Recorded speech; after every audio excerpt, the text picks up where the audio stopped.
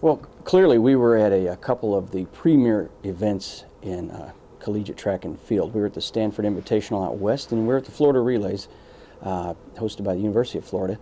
And as usual, the events did not disappoint. We were able to get out there and do great things and get the momentum going for the outdoor season. We're really approaching the midpoint of the season already, so it was a very crucial weekend because we knew the weather was going to cooperate, and our athletes did a great job of taking advantage of that. I would say clearly the highlight of the weekend had to be Antoine James. He didn't actually get into the Florida Relays, and we went to a meet a couple hours away, and he ended up jumping 25 feet, which is one of the best, I guess, top 5 jumps in the NCAA West prelim right now.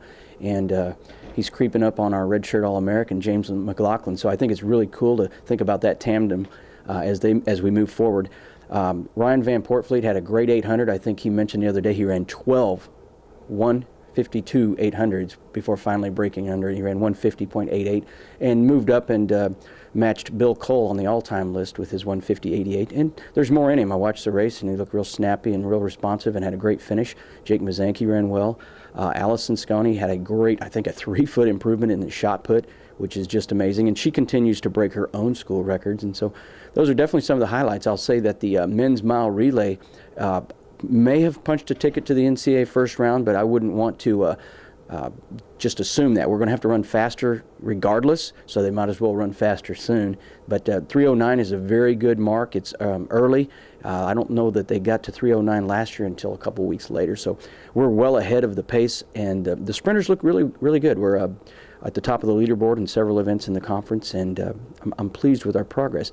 On the men's side out west, we had the Stanford Invite, and Sam ran a 14:10, number 2 all-time, and was really just to get away from some of the common events that he does and just work on his strength because he's going to come back and run in the 8s and 15s soon. But that 5,000 meter time of 14:10 is number 2 all-time and pretty impressive.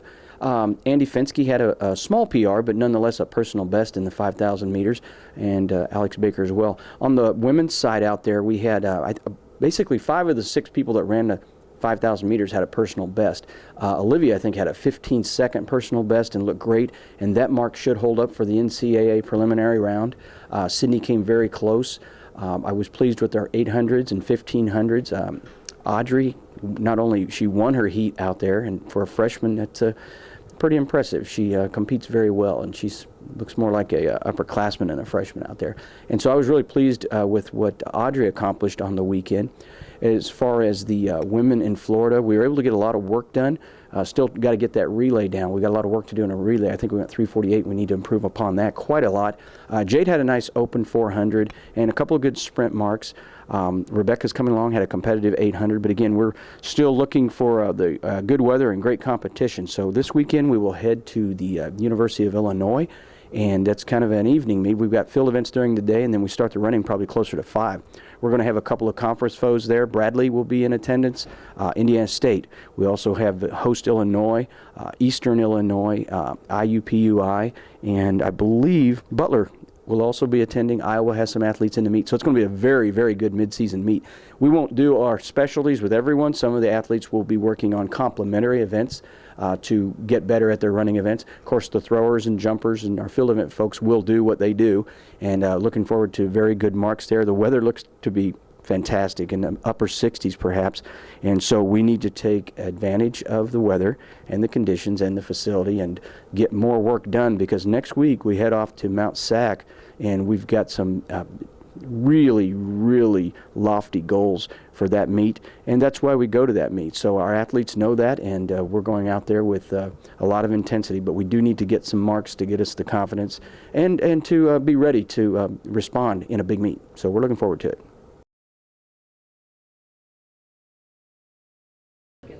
So this past weekend, we were down in Gainesville, and I ran the first day I ran the Open 800, and that was an opener for me.